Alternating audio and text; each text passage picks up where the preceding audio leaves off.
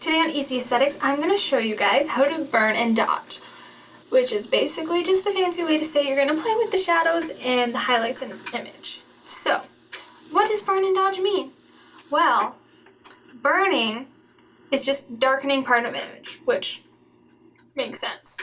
Dodging, on the other hand, is lightening it, which I still don't really understand what that has to do with it, but it works, and that's all you need to know. So there are a million different ways you can do this, like anything in Photoshop, but this is my favorite way because it is non-destructive.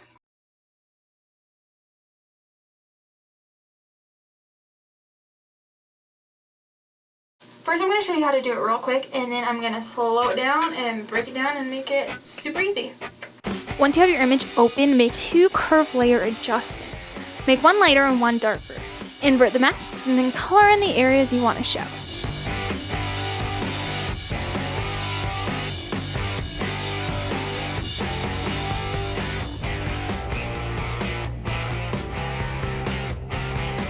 Okay, so let's take this a bit slower.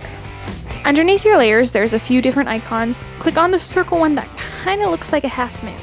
So grab a spot in the line and drag it down to create the shadow layer. Once you have that layer, click Command I to invert it from white to black.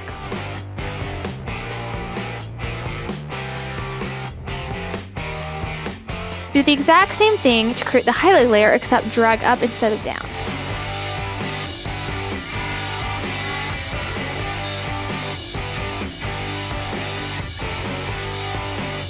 Okay, so to set up the brush, you want to make sure it's white. Remember, white shows.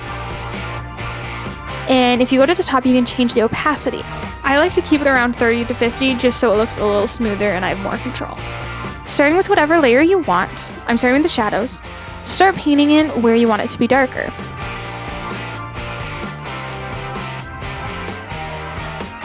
So once you're done with one layer, move on to the next.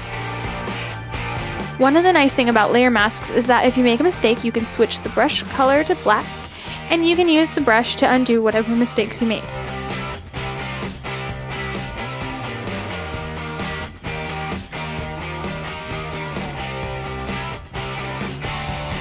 If you want to make the burning and dodging a little more dramatic or less dramatic, you can double click on the little icon thing and readjust the curves.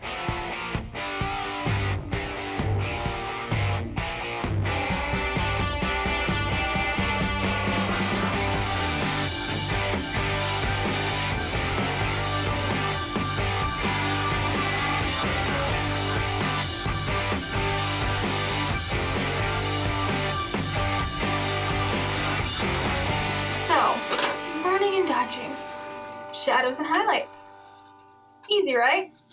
So I'm going to include this image that I used for this video in my blog, which will be linked down below, so you can play around with it if you want. I'll also include an action, and if you need to know how to use actions, I will make a video, and if I've already made that, I will put it down below or somewhere in here.